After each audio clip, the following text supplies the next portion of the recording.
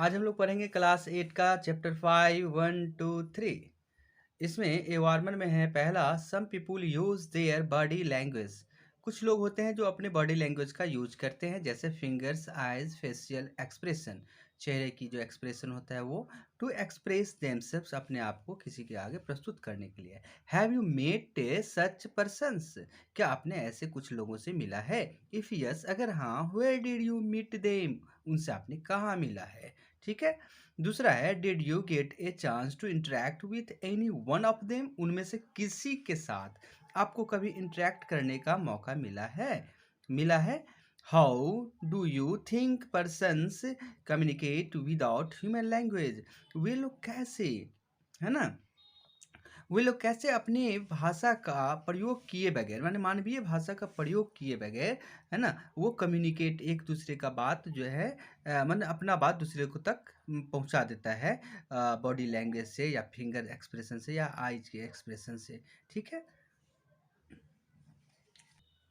Once there was a rich and powerful king. एक समय की बात है, एक जो है ना पावरफुल और धनी, है ना, किंग रहते थे। ठीक है। He thought that no one in the world was as powerful as he was. वे सोचते थे कि इस दुनिया में मेरे जैसा पावरफुल कोई नहीं है, नो वन, कोई नहीं है। But he told no one about it, लेकिन उसने किसी को नहीं कहा इस के बारे में कि मेरा क्या सोच है। वन डे, एक दिन, he began to wonder whether other could guess that what he was thinking.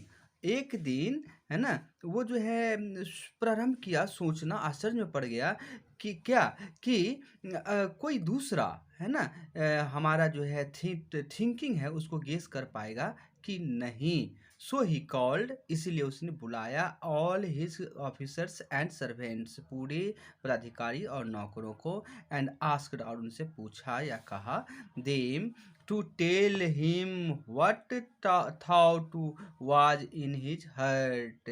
उसने कहा कि मुझे बताओ, आप लोग कहो, है ना, कि मेरे हर्ट में क्या थॉट चल रहा है। Many of they made guesses, उनमें से बहुतों ने गेसेस किया, अनुमान लगाया, but no one could satisfy the king with his answer. लेकिन उसमें से कोई भी अपने आंसर से किंग को सेटिस्फाई नहीं कर पाया। Then the king ordered his ministers to find someone who could guess his thought. तब उसने अपने मिनिस्टर्स को ऑर्डर किया, आदेश दिया कि ऐसा किसी को खोज कर लाइए जो मेरे थॉट को गेस कर सके। He gave the minister exactly A months time. उन्होंने मिनिस्टर्स को 1 महीने का पक्का समय दिया, है ना, टू फाइंड दैट पर्सन, वैसे आदमी को खोजने के लिए। The minister searched everywhere but he could not find any one who could guess the thought in the king's mind. उनके जो मंत्रीगण थे वो सर्च किया हर एक जगहों पे, लेकिन कोई भी खोज नहीं सका वैसे लोगों को जो कि राजा के सोच को, है ना, वो गेस करके कि उसके माइंड में क्या चल रहा है वो उसे बता सके। ठीक है। As the month was coming to a close, जैसे जैसे महीना समाप्त होते गया, the minister became quite desperate, है ना, मंत्रीगण जो थे वो बिल्कुल जो है उदास रहने लगे, निराश होने लगे। But his daughter cheered him up by saying that she would find the right man for the job. लेकिन उनकी जो पुत्री थी यानी बेटी थी, उन्होंने हौसला अफजाई की उन लोगों, उन अपने मतलब पिता का यानी कि मंत्री का, है ना, बाय सेइंग दैट, वो बोली कि मैं उस आदमी को खोज सकती हूँ, सही आदमी को जो इस काम को कर देगा। All right, let's see what you can do, said the minister. सही है, चलो देखते हैं तुम क्या कर सकती हो, मिनिस्टर ने कहा। ठीक।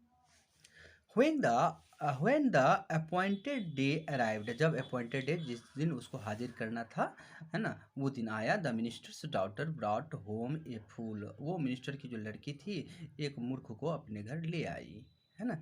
The man was a shepherd in their farm. वो शेफर्ड मतलब गरेरिया होता है, यानी कि भेड़ों को चराने वाला, गरेरिया, ठीक है ना।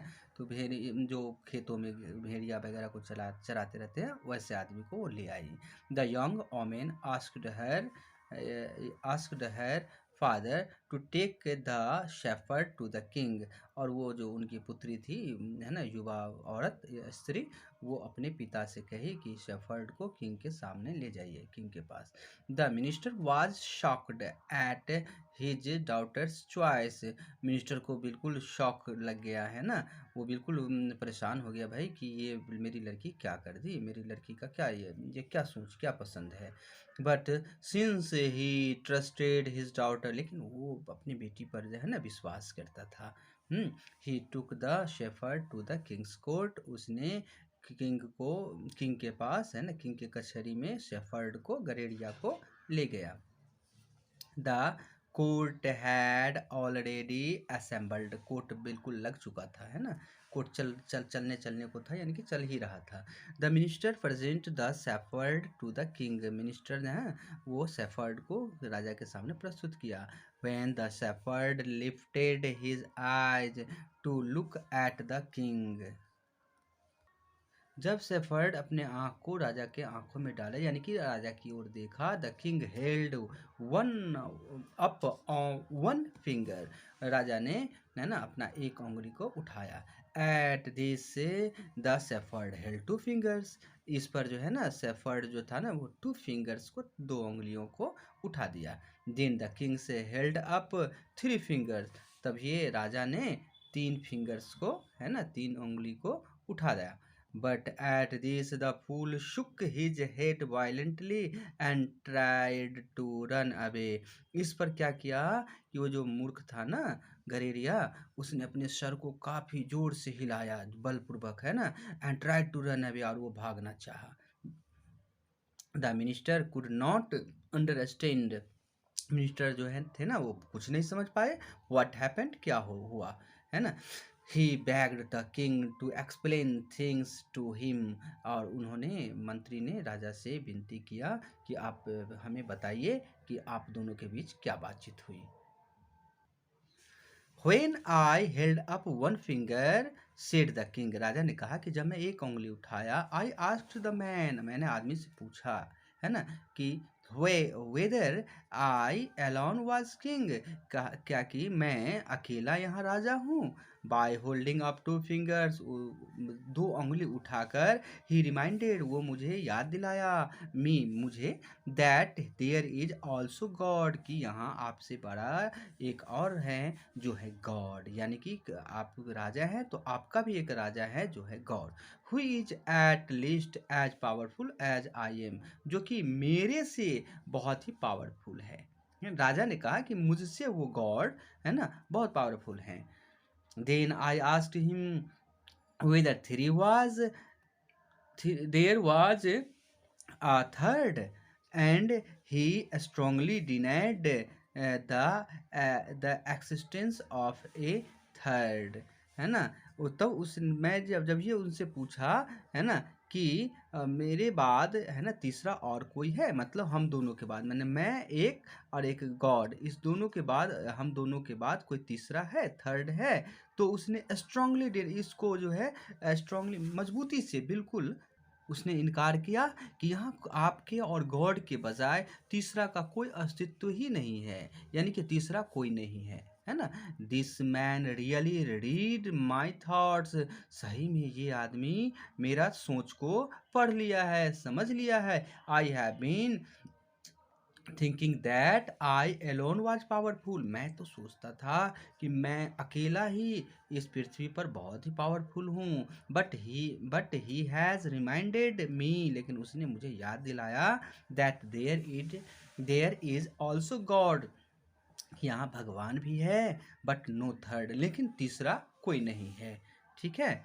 अब आप इसको एक दो बार सुनिए, पढ़िए, और पढ़ने के दरमियान आपको वर्ड मीनिंग भी स्टॉक होता चला जाएगा, समझ में आता चला जाएगा। अगर उससे भी ना हो तो आप जो है यहाँ नीचे जो है वर्ड मीनिंग दिए हुए हैं, है ना? इस वर्ड मीनिंग को इंग्लिश टू इंग्लिश मैंने बार-बार कहा है कि इंग्लिश टू इंग्लिश अगर पढ़ लेते हैं तो बहुत ही फ़ायदा होगा। अगर इंग्लिश टू इंग्लिश समझ में ना आता है तो इंग्लिश पढ़ के यहाँ हिंदी पढ़िए और इसका फिर यहाँ पर जो है ना इसका इंग्लिश भी पढ़िए। धीरे-धीरे, धीरे-धीरे इंग्लिश टू इंग्लिश समझने में आपको आसानी हो जाएगी। धन्यवाद। फिर हम लोग मिलेंगे अगले चैप्टर में। बहरहाल इसको पढ़िए और सीखिए।